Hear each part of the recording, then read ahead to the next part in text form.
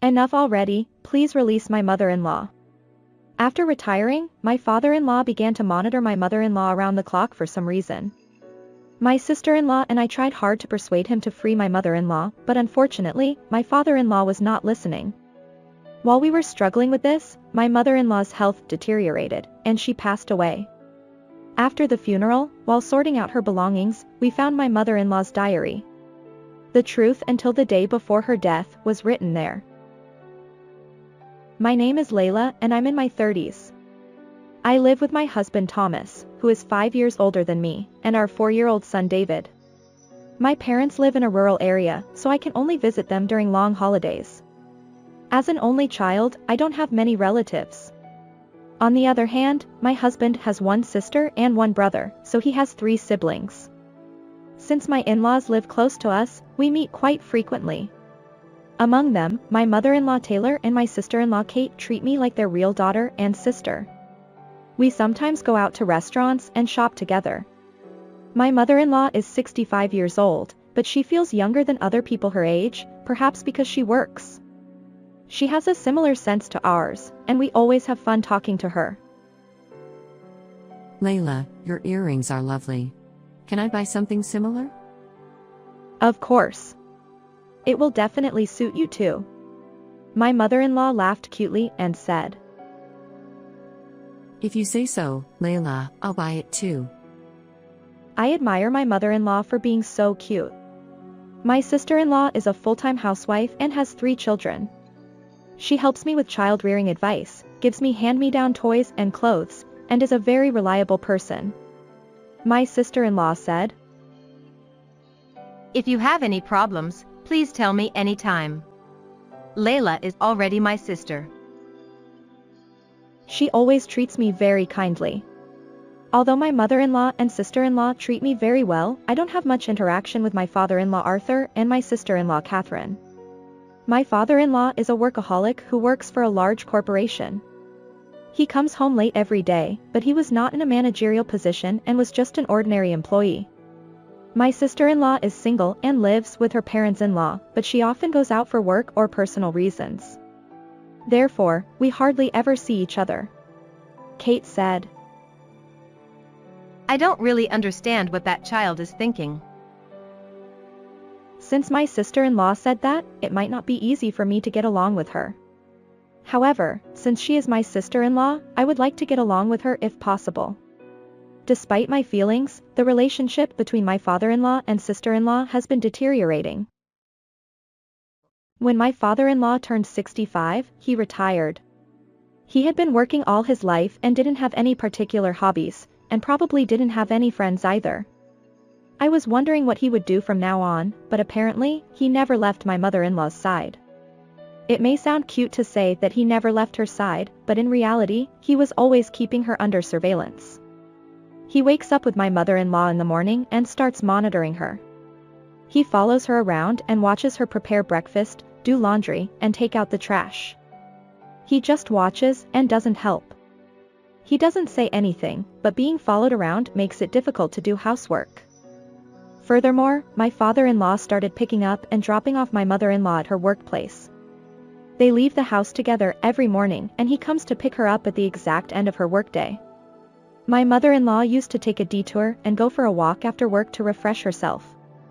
However, she can't do that anymore because my father-in-law comes to pick her up. The only time my mother-in-law can escape from my father-in-law's surveillance is during work hours, so it's a very cramped life.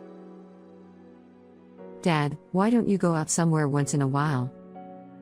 Taylor suggested Arthur, but the answer was no. There's nowhere I want to go alone. He just follows Taylor around and doesn't have any hobbies or friends, so he probably doesn't need to go out alone. When Kate and I heard about Arthur's situation, we thought about how we could separate him from Taylor. So first, we invited only Taylor to lunch. However, Arthur came along on the day of the meeting. With Arthur there, we couldn't have a good time at a lunch party, and we couldn't even talk about half of what we wanted to say. In the end, after finishing the meal, my in-laws went home quickly. Seeing Taylor being taken away by Arthur, Kate and I sincerely wanted to do something to set her free. When Taylor has a day off from work, it becomes the most cramped day. Arthur still monitors Taylor, but it seems that he doesn't stay home all day. Taylor told me that Catherine also goes out with them when they go out. While being monitored, Taylor sends messages to my and Kate's group chat, hiding from Arthur. Today, I went to lunch with Dad and Catherine. But I didn't feel very happy because they talked only with each other. Next time, I want to go to lunch with Kate and Layla, the three of us. Let's definitely go to lunch together. Mom, I'll talk to Dad. So please try a little harder. I replied cheerfully to Taylor's sad message, and Kate replied like an older sister. Thank you both. Taylor thanked us, and I thought again that I wanted to repay Taylor for all the help she had given me. Afterwards, Kate protested to Arthur that Taylor also needed free time. Free time? I don't intend to bind your mother. In other words, Arthur seemed to have no awareness that he was monitoring her and didn't think he was doing anything wrong. Where is Mom's freedom in this life?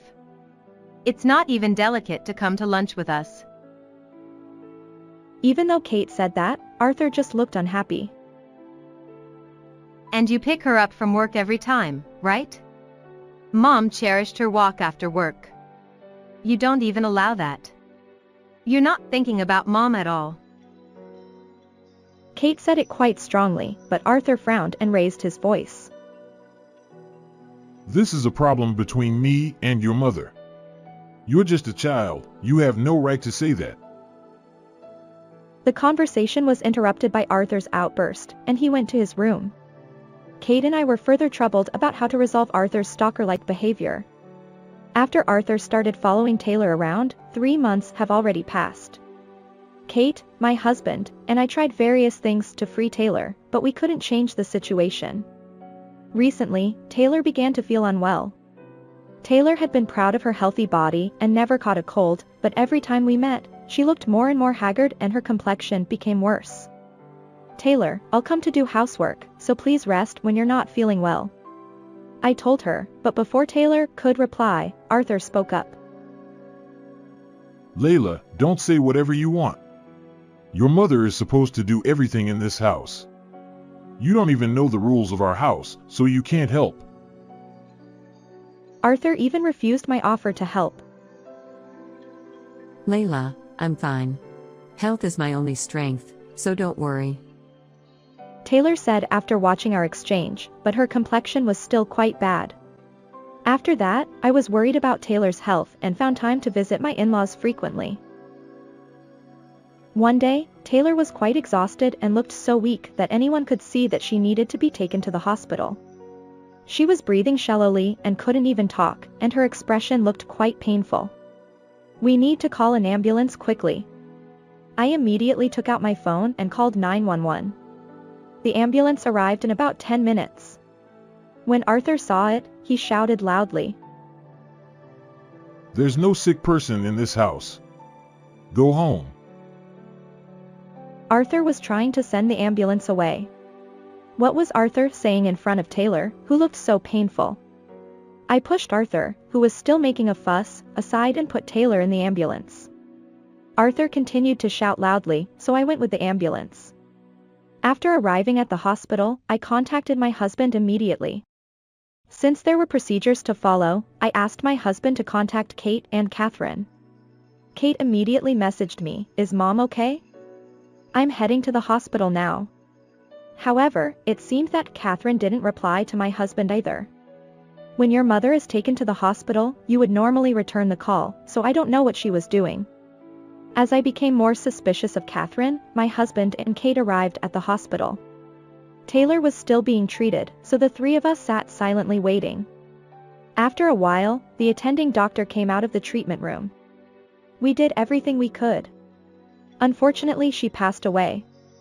We were stunned by the doctor's words when Arthur and Catherine finally arrived. My husband said, holding back tears. Hey. You're late.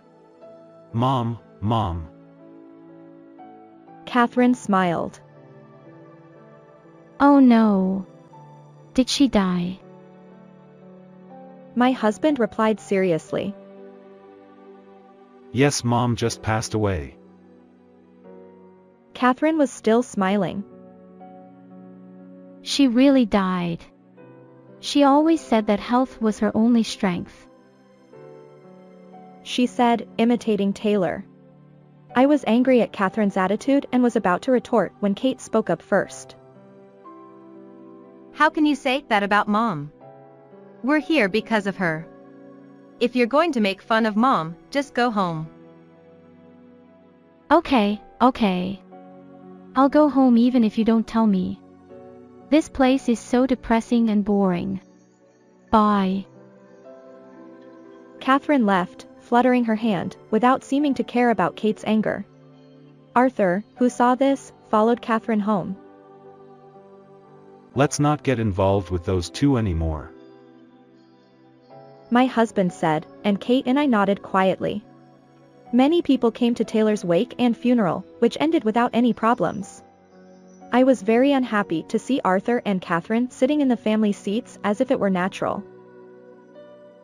After a while, we started sorting out Taylor's belongings and found many memorable items. While tidying up the dresser and reminiscing about the fun memories with Taylor, I discovered her diary. I felt bad, but I was curious and looked inside. At the beginning of the diary, Arthur had not yet retired. Memories of Taylor, Kate, and me are written happily. As Arthur retired, the tone of the diary became bitter, and Taylor's stress at the time was evident. Taylor wrote, I can't get any alone time, and I wish I could go see my daughter alone. There were complaints about Arthur. Then, on the date about a month before her death, Taylor wrote, I've been feeling strange lately, it's clear that something is wrong, but I'm not allowed to go to the hospital, and if I collapse like this, what will happen to me? Worried words were written throughout the diary.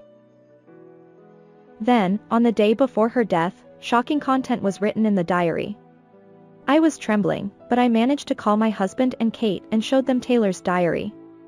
After reading it, my husband immediately contacted the police. I had to protect the diary until the police arrived. In the midst of unbearable anxiety, I hugged the diary and hid. 10 minutes later, the police finally arrived. My husband and Kate went to the entrance and explained the situation secretly. Then they brought the police officer to where I was hiding and showed him the diary. The police officer read it silently, and when he finished reading the last page, his face turned pale and he trembled. The police officer went to Arthur and Catherine, who were sorting out Taylor's belongings in another room. They were quite surprised. Arthur shouted, Why are the police here? Arthur shouted and threatened, but of course the police officer didn't back down. The police officer calmly began questioning Arthur and Catherine. It says in your wife's diary that you have been poisoning her food since about a month ago. Is this true? Catherine strongly denied it. What are you talking about? That's impossible. How could we have poisoned her? Catherine vehemently denied it. The police officer said, it seems that your husband started preparing meals about a month ago. Your wife wrote in her diary that she was happy, but also wrote that the food tasted a little strange. Did you cook and gradually poison her to win her over and then kill her? Arthur and Catherine fell silent. Kate couldn't stay silent and spoke up. How could you poison Mom? How could you think you could get away with it? You took someone's life. My husband also raised his voice. Why did you? Explain it properly. We and the police officer were waiting for their next words. At that time, one of the police officers who came with us brought something. The police officer said, we found pesticides in the garden. This could be poison. When he showed it to us, Arthur and Catherine looked flustered. It seemed that they didn't know the word evidence tampering because the evidence was found so easily. Of course, the police officer saw through their anxiety, and they were taken to the police station. I wanted them to explain why they killed Taylor, but I would have to hear it later. When Arthur and Catherine were gone, the three of us were left stunned. I wonder if those two will admit to the crime properly. I was a little worried, but I heard that the police were excellent. If they really killed Taylor, I want those two to pay for it. Many things were revealed at once, and we were all thinking about it. We couldn't continue sorting out Taylor's belongings, so we went home for the day. The next day, the police contacted us. Arthur and Catherine admitted to the crime. They also explained the motive in detail. Arthur misunderstood that Taylor had someone else she liked and was trying to divorce him. So he monitored all of Taylor's actions to prevent her from spending time with that man. When I heard this story, the first thing I thought was who gave Arthur the information that Taylor had someone else she liked. Of course, neither I nor my husband nor Kate told Arthur anything like that. Besides, there was no one else Taylor liked besides Arthur. She told me many times when she was still free. Taylor said, "When Dad retires, I want to move to the countryside and spend my time relaxing. I want to live freely with Dad." I remember her shy and cute smile very clearly. I can't believe they suspected Taylor. As for Catherine, she was addicted to brand name goods and had accumulated debt. As a result of buying more brand name goods than her income could afford, her debt continued to grow. With no prospect of repayment, she asked Taylor for help. However, Taylor scolded Catherine severely and refused to help her. So Catherine decided to kill Taylor and get her inheritance to repay her debt. However, she thought it would be difficult to push Taylor alone, so she came up with the idea of using Arthur. In other words, Catherine was the one who fed Arthur the lie that Taylor has someone she likes. Arthur was deceived by Catherine and helped kill Taylor as he was told.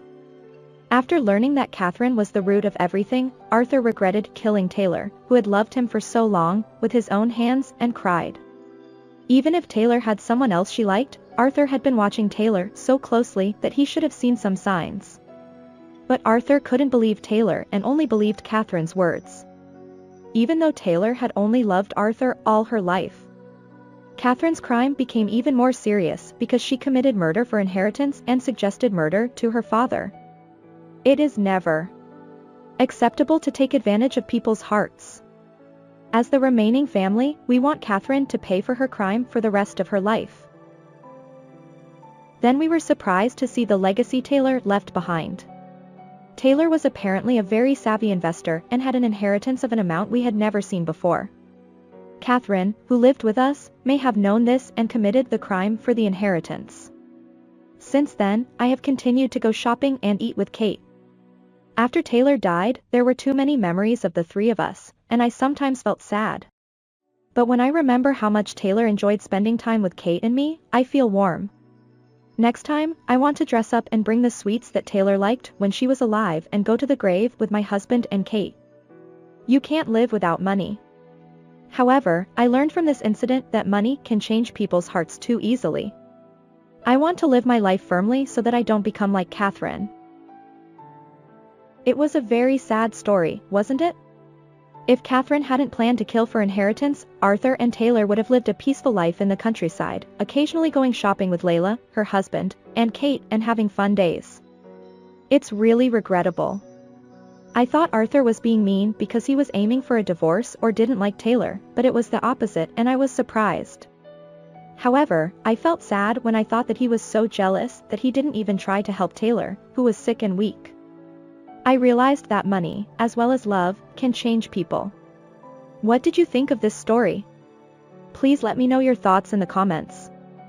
Also, please like and subscribe to the channel. See you in the next video.